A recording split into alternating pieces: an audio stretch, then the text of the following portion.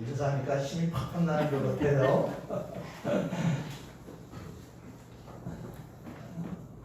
청춘 남녀가 서로 사랑을 하고 결혼을 하게 됩니다.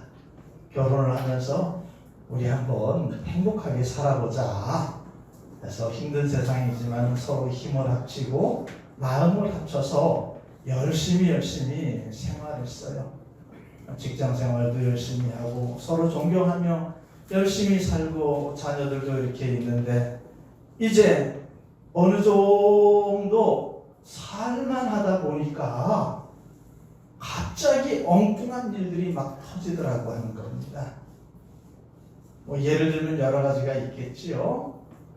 배우자가 바람이 난다든가 외도를 한다든가 아니면은 배우자가 보증을 잘못 써가지고 집안에 큰 손해를 보게 한다든가 이런 문제들이 발생되게 됩니다. 그럴 때 어떻게 하겠습니까? 그럴 때 당신 같은 사람하고는 살 수 없습니다. 우리 이혼입니다. 우리 끝냅시다. 끝이에요. 하고 단칼에 물을 짜듯이 그렇게 끝내는 사람들도 개중에는 있겠지만은 또 어떤 사람들은 잘못한 쪽에서 남자가 됐든지 아내가 됐든지 잘못한 쪽에서 손이 발이 되도록 비는 거죠. 미안합니다. 내가 왜 그렇게 그랬는지 나도 모르겠어요. 정말로 미안해요. 내가 다시는 그렇게 안 하겠습니다. 평생 당신만 바라보며 그렇게 살아갈게요. 가정만 보면서 살아갈게요. 한 번만 용서해 주세요. 이렇게 용서를 구하면은 어떻게 해야 되겠습니까? 용서해 줘야 될까요? 안 될 것 같은데 보니까 예. 그렇게 하면은 또 어떻게 하겠습니까? 용서해 줘야 되지요. 용서해 주는데 다음번에 또 그러면 어떻게 하겠느냐라고 하는 겁니다. 당신이 이번에 그랬는데 다음번에 또 그러면 어떻게 하느냐.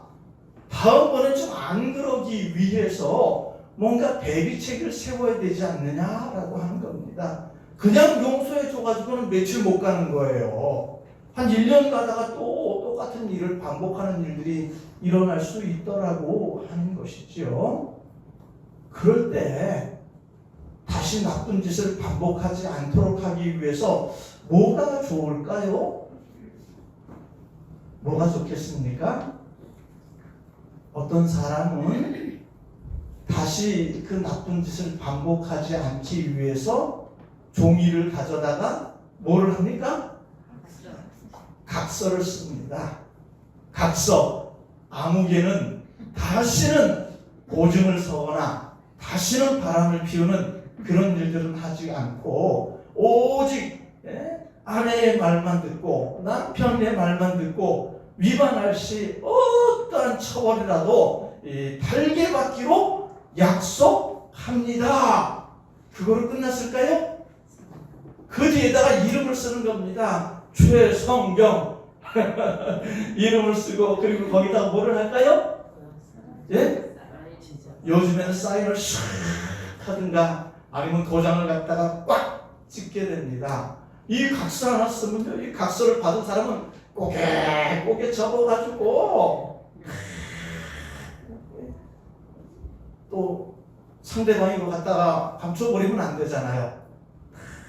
보관하고 뭐 일만 있기만 해봐라 이거 다시 들고 와가지고 난리를 낼 거다 이렇게 돼버려요.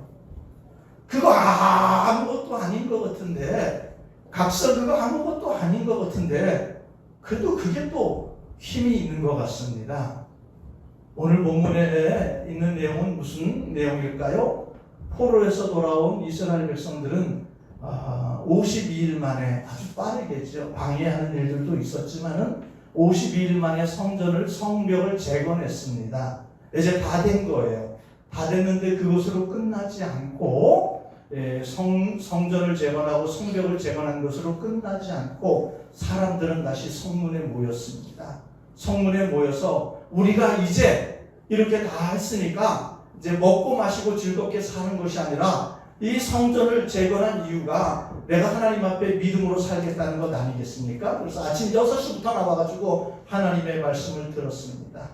하나님의 말씀을 읽는 것을 쭉 들으면서 백성들은 아멘, 아멘 하는 그런 일들이 일어났어요. 아멘, 아멘 하는 일들이 일어나고 회개하는 일들이 일어나게 됩니다. 학자 겸 제사장인 에스라가 이 하나님의 말씀을 강론할 때에 막 은혜의 역사들이 일어나고 회개의 역사들이 일어나게 되었습니다. 그런데 그거 한 번으로 끝나는 것이 아니었어요. 우리가 지난주에 말씀드린 것과 같이 그 은혜의 시간이 지나고 나서 바로 초막절이었던 것 같습니다. 초막절이라서 일주일 동안 초막 속에서 생활하고 또 이틀 만에 다시 백성들이 다시 모였습니다. 다시 모여서 또 다시 하나님의 말씀을 듣게 되는 거죠. 또 회개하는 시간을 가지게 되는 것입니다. 그래서 지난 시간에 말씀드렸던 것은 한 번 하나님의 말씀을 듣고 한 번 은혜를 받았다고 해서 그것으로 끝이 아니라 계속 이 하나님의 은혜로 보충되어져야 되는 거예요. 그래야지 살아갈 수 있다고 하는 것이죠. 그래서 말씀을 계속해서 들어야 되는 것이고 회개를 계속해서 하면서 뭔가 하나님 앞에 믿음으로 살아야 한다는 것입니다. 이렇게 행하면서 사람들의 마음에는 우리가 또 이러다가 우리의 이 신앙의 모습들이 식어지면 어떻게 할까? 라는 그런 두려움이 있게 되더라고 하는 것이죠. 왜 그럴까요? 9장 28절 말씀 같이 한번 읽어보겠습니다. 시작. 그들이 평강을 얻은 후에 다시 주 앞에서 악을 행함으로. 구약 성경을 쭉 읽어보면 특히 사사기를 읽어보면 어떤 일이 일어날까요? 이스라엘 백성들이 가나안 땅에 들어와서 행복하게 먹고 살았는데 살만하게 되니까 이 사람들이 또 다시 죄를 범하더라고 하는 겁니다. 그럴 때마다 하나님께서는 사사를 세워서 문제를 해결하게 되고 그리고 30년 동안 40년 동안 평강이 찾아왔습니다. 평강이 찾아온 속에서 그렇게 살아가다가 또다시 죄를 보면은 또다시 이 적들이 쳐들어오게 되고 또다시 우리 주께서 살려주세요 하면 또다시 사사를 세워서 문제를 해결하고 다시 평강을 주시고 이게 반복되는 삶을 살았더라고 하는 겁니다. 이스라엘 백성들도 그렇고 우리도 마찬가지라고 하는 것이죠. 우리가 한때는 누구보다도 하나님을 사랑합니다 라고 막 열정적으로 부르짖고 하나님을 예배하고 밤낮없이 기도하며 성령 충만한 삶을 살아가다가 그것이 지속되는 가운데 자기의 믿음이 점점 다운되는 일들, 그런 일들이 일어나더라고 하는 거예요. 그러니까는 지금 이 이스라엘 백성들은 회개하고 뭔가 이 말씀을 듣고 성령이 충만해서 우리가 믿음으로 살아보자고 했는데 우리의 역사를 보면서 또 얼마 가지 아니해서 우리의 이 믿음이 식어지면 어떡할까? 이 사랑이 식어지고 이 열정이 식어지면 어떻게 할까? 그래서 그거에 대한 보완책으로 오늘 본문 읽은 본문에 말씀합니다. 38절 말씀 같이 한번 읽어보겠습니다. 시작. 우리가 이 모든 일을 말하나 이제 견고한 언약을 세워 기록하고 우리의 강물들과 예사들과 제사장들이 다 인봉하나이다 하였느니라. 그러니까 이 사람들이 그 믿음이 식어질까봐 그 믿음이 식어질 거를 대비해서 무슨 일을 했다고 하는 겁니까? 견고한 언약을 하나 종이에 딱 써가지고 이걸 어떻게 했다고요? 언약을 기록을 했다. 우리 식으로 얘기하면은 부부간에 뭘 했다고요? 좀 전에 말씀드렸잖아요. 각서를 썼다 이겁니다. 하나님 앞에 각서를 쓴 거예요.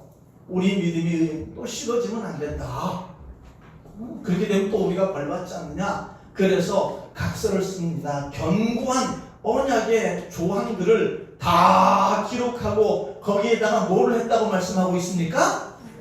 인봉했다. 다른 말로 하면 뭘 했다고요? 도장을 꽉 찍었다라고 말씀하고 있습니다. 그런데 그 많은 사람들이 다 찍을 수는 없잖아요. 그렇다고 대표자 한 사람만 찍을 수도 없습니다. 그래서 느헤미야 이제 10장에는 이름들이 쭉 나오죠. 그 사람들이 무슨 사람일까요? 도장을 찍은 사람들입니다.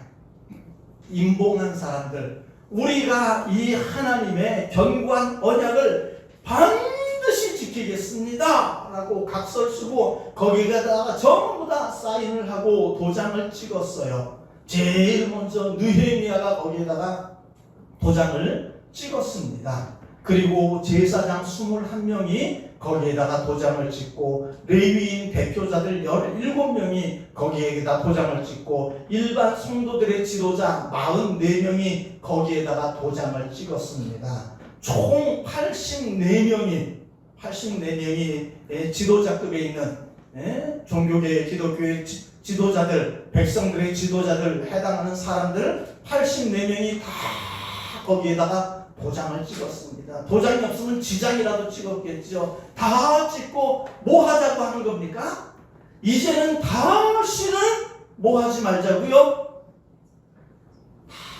다시는 하나님을 등지고 하나님을 배반하고 그런 삶을 살지 말고 이제 오직 하나님 한 분만 바라보며 하나님만 사랑하며 살겠습니다. 그렇게 했던 것이죠. 각서를 쓰고 도장을 찍었습니다.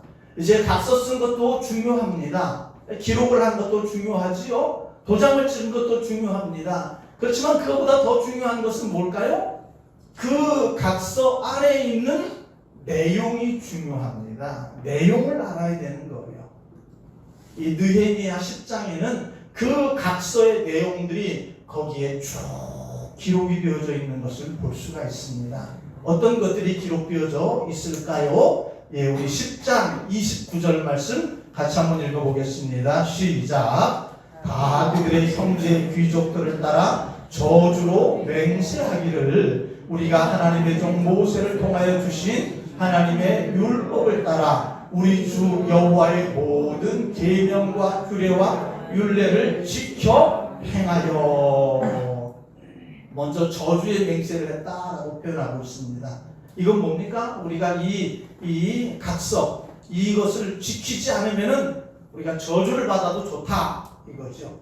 반드시 지키겠다고 하는 그런 의미입니다. 그런 의미로 말씀하면서 내용이 뭡니까? 계명과 규례와 율례를 지키겠다라고 말씀하고 있어요. 이 모든 것을 전체를 합쳐서 우리는 하나님의 말씀을 지키며 살겠습니다 라고 하는 뜻이죠. 내 생각을 내려놓고 하나님의 말씀을 따라 순종하며 살겠습니다 라고 얘기하고 있습니다. 이게 어떤 의미인가 하면은 요즘 시대를 포스트 모던 시대라 그렇게 얘기를 합니다.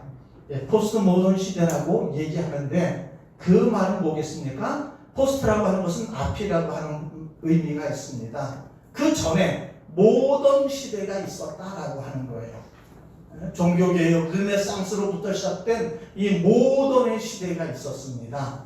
이 시대는 그 시대 속에서 사람들이 살아가야 될 일들을 행하면서 살아가더라고 하는 거죠. 일반적인 가치를 따라 모든 사람이 그렇게 살아갔습니다. 그런데 포스트 모던 시대에는 어떻습니까? 사람들에게 더 이상 일반적인 가치는 없다라고 하는 겁니다. 모두가 자기 생각대로, 모두가 자기 마음대로 그렇게 살아가는 겁니다. 본능대로 살아가는 거예요. 꼭 이래야 된다라고 하는 것이 없다라고 하는 겁니다. 자기 생각에 맞추어서, 자기 기분에 맞추어서 그냥 그렇게 살아가면 되더라고 하는 것이죠. 그렇게 하다 보니까 이상한 일들이 일어났습니다. 꼭 결혼을 하면은 남자랑 여자랑 결혼을 해야 되는가? 모던 시대에는 모두 다 예 그렇습니다 라고 얘기를 했습니다. 그런데 이 포스트 모던 시대는 어떻습니까? 꼭 굳이 남자가 여자랑 결혼할 필요가 뭐가 있나? 여자와 여자가 결혼할 수도 있고 남자와 남자가 결혼할 수도 있다 이렇게 돼버리는 거예요. 그러니까 이 시대가 이상한 시대입니다. 완전히 가치가 파괴되고 이 동성애가 막 일어나는 이런 세상입니다. 퇴폐 문화, 향락 문화, 집단적 이기주의, 또 그 뭐라고 해야 될까요? 뭐 그 약물이라든가 우울증이라든가 이런 것들이 막 일어나는 세상이 되었습니다. 옛날에는 사람들이 어른들을 공경하며 어른들을 무서워하며 그렇게 살았습니다. 옛날에는 이렇게 좁은 동네에서 살았잖아요. 50호, 100호 이 정도 되는 데서 살다 보니까 거기 누가 사는지 다 알았습니다. 아유, 저 집에 아무개 집에 손자네, 아무개 집에 아들이네. 다 아는 거예요. 이름도 압니다. 그래서 그놈들이 나쁜 짓을 하려고 하면 야 이놈아 하고 막 이렇게 놓으면 요것들이 대꾸도 못하고 도망가는 거예요. 그런데 요즘 세상은 뭐 누가 누군지도 모르잖아요. 워낙 많은 사람들이 살다 보니까 누군지 모릅니다. 옛날에는 조그마한 아이들이 담배를 피면서도 숨어가지고 막 담배를 폈는데 요즘에는 대놓고 피우는 거 있지요. 옛날 같으면 야 이러면 되냐 하면 막 도망갔지만은 요즘에는 그게 아닙니다. 내가 담배 피우는데 네가 도와준 게 뭐냐 막 이렇게 하고요. 또 젊은 애들한테 막 뭐라 하면은 뭐 나이 값도 못하는 이렇게 하고 오히려 큰 욕을 당하는 일들이 있습니다. 그래서 막 기성세대들이 눈을 감고 내가 안 보면 되지 그렇게 하면서 눈을 감고 다니는 세상이 되었습니다. 이렇게 돼버린 이 포스트 모던 시대, 참된 가치와 참된 기준이 없는 이 세상 속에 살아가지만은 하나님의 말씀을 다시 듣게 되면은 하나님의 은혜를 접하게 되면은 이 사람들에게 무슨 일이 일어날까요? 다시 하나님의 말씀으로 돌아가더라고 하는 겁니다. 이 시대 사람들은 자기 생각과 자기 경험을 따라 살아가는 세상, 자기 마음대로 살아가는 세상이지만은 하나님의 은혜를 덧입는 사람들은 우리가 이렇게 산 것을 회개하고 다시 하나님의 말씀으로 돌아가겠습니다. 하나님의 말씀대로 살겠습니다. 주의 말씀을 따라 살고 주의 말씀은 내 발의 길이요 내 길에 내 발의 등이니이다. 이 말씀이 나를 인도해 줄 줄로 믿습니다 하며 하나님의 말씀을 따라 살아가는 것이죠. 은혜 받은 사람들의 첫 번째 조건은 자기의 경험과 그 모든 것들을 내려놓고 다시 하나님의 말씀으로 돌아가는 것입니다. 우리가 하나님 앞에 온전한 신앙생활을 하기 위해서 우리가 해야 될 첫 번째는 다른 것이 아니라 하나님의 말씀으로 돌아갑니다. 우리의 삶의 절대의 기준은 하나님의 말씀이고 이 하나님의 말씀을 붙들어야지 우리가 살 수 있다고 하는 것을 알고 하나님의 말씀으로 돌아가는 것이죠. 또 두 번째는 뭘까요? 우리 10장 30절 말씀 같이 한번 읽어보도록 하겠습니다. 우리의 딸들을 이 땅 백성에게 주지 아니하고 우리의 아들들을 위하여 그들의 딸들을 데려오지 아니하며. 이게 바꿔 얘기하면은 이방 사람들과 결혼하지 않겠다라고 하는 거죠. 요즘 식으로 얘기하면 국제 결혼입니다. 국제 결혼. 우리는 국제 결혼을 하지 않겠다라고 하는 것이죠. 그런데 성경을 살펴보면요, 국제 결혼을 한 것들이 있습니다. 아주 중요한 그런 사람들도 있어요. 그 가장 대표적인 사람이 누구였는가 하면 모압의 여인 룻이라고 하는 여인과 보아스라고 하는 사람이 결혼을 해서 예수님의 그 족보에 들어가지 않습니까?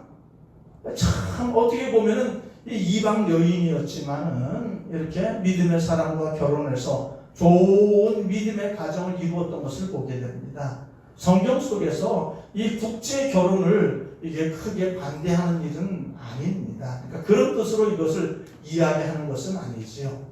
또 요즘에도 보면 국제 결혼을 해서 얼마나 이쁘게 그렇게 잘 자라고 있는가 하는 것을 볼 수 있잖아요. 여러분 아시죠? 박주호라고 하는 사람이 박나은이라고 한번 들어보셨습니까? 박나은이가 그렇게 이쁜 짓을 하고 그렇게 하잖아요. 요즘에는 안 나옵니다만은 샘 해밍턴도 벤틀리를 나가가지고 어째 그렇게 말을 잘하는지 내가 이러면서 야, 그거 하는 거 보면 참 눈에 넣어도 아프지 않고 우리 아들은 언제 결혼해서 저런 거 하나 낳을까 하는 그런 마음이 들기도 하고.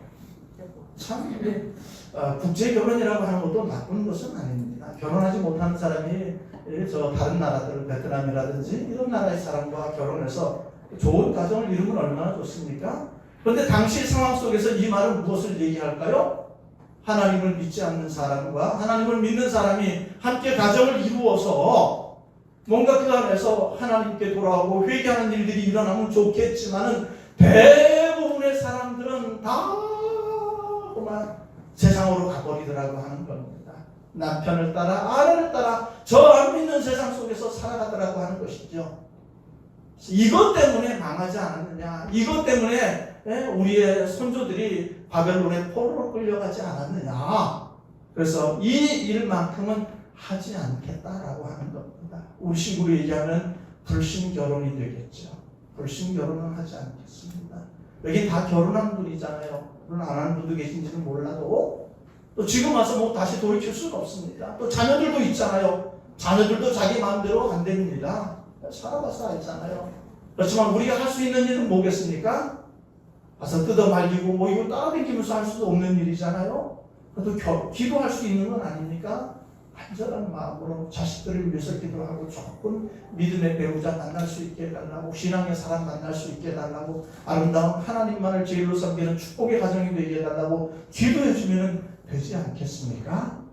그래서 우리가 해야 되는 이 각서 두 번째는 이 불신결혼을 하지 않겠다라고 하는 각서를 썼습니다. 첫 번째는 아까 뭐였을까요?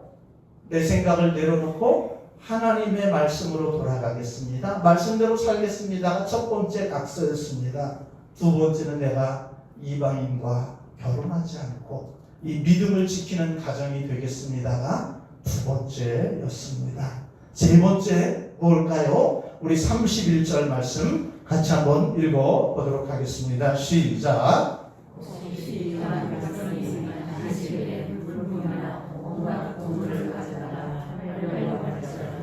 우리가 안식일이나 성일에는 그들에게서 사지 않겠고 일곱째마다 땅을 쉬게 하고 모든 빛을 탕감하리라. 이 전체적인 내용은 안식일을 지킨다라고 하는 것입니다. 이 구약 성경은 완성된 것이 아닙니다. 점진적으로 신약을 통해서 이루어지게 되는 것이죠. 그래서 이 안식일은 오실 주님을 의미했고, 이 오신 주님께서 이 3일 만에 부활했는데 주일날 부활하셨기 때문에 우리는 이제 토요일이 아닌 일요일날, 이 주일이라 주님의 날이라 해서 우리가 주일날 모여서 예배를 드리지 않습니까? 그렇다면 이제 우리가 각서를 쓰고 뭔가 하나님 앞에 믿음으로 살겠다고 하는 사람들이 해야 될 일은 뭐겠습니까? 주일을 지키는 것입니다. 주일을 지킨다고 하는 것은 그 굉장히 중요한 일이에요. 이 주일을 등한시하고 이 안식일 제도를 무시하면 안 되는 것입니다. 워낙 바쁜 세상에 살아가잖아요. 할 일도 많고 바쁜 세상 속에 살아가는데 일주일에 한 번씩 예배 드린다고 하는 거 이거 쉽지 않거든요. 이 안식일 지키라고 하는 이 말씀이 없으면은 모두 다 등한시돼 버리고 다 믿음을 버리고 다 세상으로 가버리게 되더라고 하는 것이죠. 하나님은 그런 것을 방비하기 위해서 안식일을 지키라 그렇게 말씀을 하고 있습니다. 이 주일을 지켜갈 때 이 주일을 잘 지키는 것이 이제 하나님 앞에 예배를 드리고 하는 그런 의미도 있지만 그것보다 폭을 좀 넓혀서 이 세속 문화, 세상 영향력 가운데서 우리 자신을 지킬 수 있는 하나님의 귀한 선물이 이 주일을 지키는 것입니다. 정말로 하나님 앞에 뜨거운 마음으로 하나님을 사랑하며 하나님 앞에 믿음으로 살고자 하는 사람들이 해야 되는 일은 주일을 지키는 것입니다.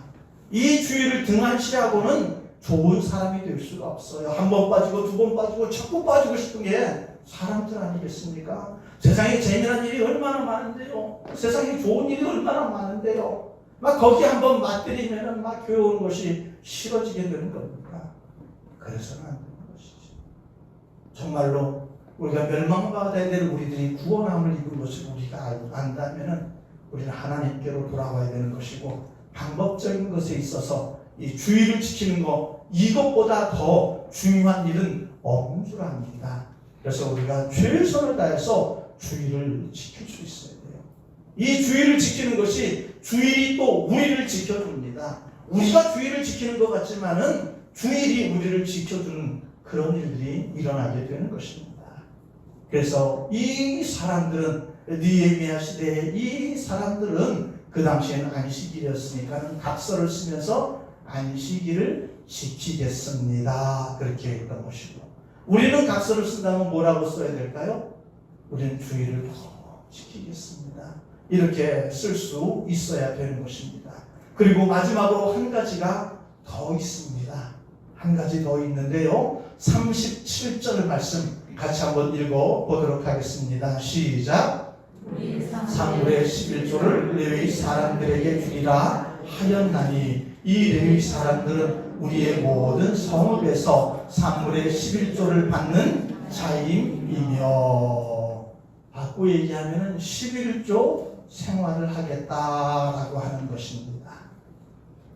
포로에서 돌아온 그 사람들은 경제적으로 많이 어려웠습니다. 아무것도 없는 데서부터 시작하잖아요. 경제적으로 많이 어렵다 보니까 이 사람들이 11조를 드리는 일을 등한히 했습니다.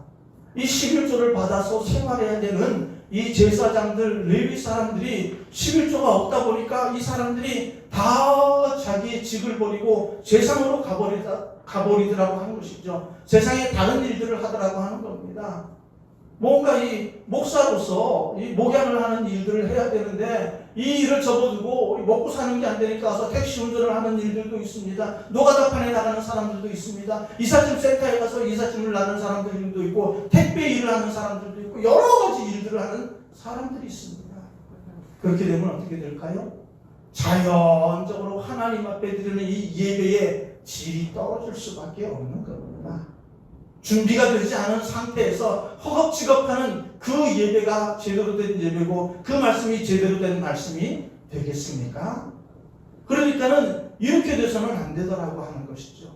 뭔가 하나님 앞에 온전한 예배가 되기 위해서는 11조를 드리겠다라고 하는 이 각서가 이루어져야 된다라고 하는 것입니다. 한번 생각해 보십시오. 이 하나님 앞에 11조를 더 많이 드린다라고 하는 것이, 그것이 기쁨 아니겠습니까? 11조를 더 많이 드린다고 하는 것, 안 벌고 안 드리는 것보다 많이 벌고 많이 드리는 것이 더 좋은 일이지요. 그렇지요? 그렇습니다. 그런데 뭔가 많은 걸 드린다 그러면 아까워하잖아요. 받은 것이 많은데, 물론 내가 땀 흘리고 수고했지만은 우리는 하나님이 주신 것으로 고백하지 않습니까? 하나님이 많은 것을 주셨기 때문에 우리가 많은 것을 드릴 수 있는 일 아니겠습니까? 한 청년이 목사님께 찾아와서, 목사님, 나를 위해서 좀 기도를 좀 해주세요. 내가 지금 살아가는데 한 달 수입이 10만 원입니다.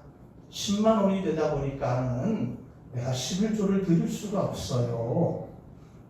나를 위해서 기도해 주세요. 그랬더니 그 목사님께서, 그래? 그럼 내가 당신을 위해서 내가 기도해 줄게. 하는 일들이 잘 되고 손으로 하는 일이 복받아서 11조가 점점 늘어나게 할 테니까, 위해서 기도하게 해줄 테니까 한 가지 약속을 해라, 그렇게 했습니다. 그게 무슨 약속일까요? 10만 원에 대한 11조를 해라라고 하는 겁니다. 10,000원부터 11조 생활을 시작하라. 그래서 이 청년이 예, 그렇게 하지요 하고 이제 11조 생활을 하기 시작합니다. 그런데 목사님이 열심히 했는지, 이 청년이 열심히 일을 했는지 하는 일들이 잘 되기 시작했습니다. 11조가 10만 원이 되고 20만 원이 되고 50만 원이 되고 11조가 100만 원이 되고 11조가 200만 원이 되게 됐어요. 그랬을 때 이 순진한 이 청년이 다시 목사님에게 찾아갔습니다. 목사님, 내가 10,000원 11조를 드리고 10만원, 20만원 드릴 때는 별로 아까운 줄 모르고 그냥 그렇게 11조를 드렸는데 이 11조가 100만원이 되고 200만원이 되면서 내가 너무 아까워서 내가 또 너무 힘들어서 드리지 못하겠어요. 어떻게 하면 좋아요? 라고 이 목사님께 이야기를 하는 겁니다. 그랬더니 목사님이 뭐라고 얘기했을까요? 형제요, 뭐 그거 가지고 그렇게 걱정합니까? 그것 때문에 고민하고 그렇게 하지 마세요. 내가 하나님께 기도할게요. 이 청년이 감당할 수 있을 만큼만 11조를 할 수 있도록 그의 삶을 조정해 주세요라고 그렇게 기도해 주겠다는 겁니다. 그러니까 바꿔 얘기하면 뭡니까? 지금 11조가 100만원, 200만원이 되는데 그의 삶을 바꾸어서 어렵게 해가지고 소득이 100만원밖에 안 되고 그 100만원에서 10만원을 할 수 있도록 그렇게 위해서 기도하겠다라고 하는 겁니다. 이것은 꾸며낸 그런 이야기지만은 우리가 한번 돌아봐야 된다라고 하는 겁니다. 우리는 뭔가 하나님 앞에 드린다고 하는 것, 이 귀한 일이지만은 우리가 하나님으로부터 받은 것에 대해서는 우리는 별로 생각하고 있지 않는 것 아니겠습니까?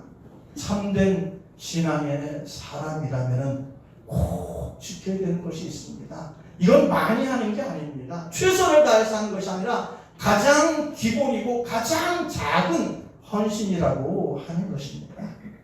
그래서 이 느헤미야 시대의 이 백성들과 같이 이 시대 속에서 우리가 정말로 하나님 안에 살고자 한다면 우리도 이 각서를 쓸 수 있어야 되는 것이죠. 각서하니까는 좀 이 어감이 별로 좋지 않아요. 그래서 주보에는 각서라고 하는 제목을 달지 않고 뭐라고 달았습니까? 예? 그냥 약속이 아니고 아름다운 약속. 하나님 앞에 우리의 약속은 아름다운 약속이잖아요. 그래서 이 내용을 정리를 하면 이렇습니다. 첫 번째는 무엇대로 살겠다고요? 말씀대로 살겠습니다. 불신자와 결혼하지 않고 혹시 그런 사람이 자녀들이 있으면 그들을 위해서 일평생 나는 기도하며 살겠습니다. 주일은 무슨 일이 있어도 꼭 지키겠습니다. 11조는 내가 꼭 하나님 앞에 드리겠습니다. 이 약속을 느헤미야 시대의 사람들은 기쁨으로 이 약속을 하고 하나님으로부터 멀어지지 않기를, 자신의 신앙이 차가워지지 않기를 사모하는 마음으로 기쁨으로 이 각서를 찍고 거기에다가 도장을 찍고 이 약속대로 지켜나가려고 했다고 하는 것이죠. 그 시대의 사람들만 이런 것이 아닙니다. 지금 이 시대에 우리들도 하나님 앞에 아름다운 약속을 하고 우리 모두가 거기에다가 도장을 찍어야 될 줄 압니다. 지금 종이를 나눠드릴 수는 없지만 여러분 마음에 다시 한번 생각해 보십시오. 어떤 약속을 할 수가 있겠습니까? 성경에서 우리에게 지나치게 많은 것을 요구하지 않아요. 지나치게 많은 것이 아니라 가장 최소한으로 할 수 있도록 우리에게 말씀하고 있는 것이 바로 이 네 가지라고 하는 것이죠. 그래서 우리도 이 네 가지만큼은 잘 지켜나감으로 말미암아 하나님과 우리의 관계가 차가워지지 않고 우리의 신앙이 뜨거움으로 잘 지속해 나갈 수 있는 여러분과 제가 되어야 될 줄로 믿습니다.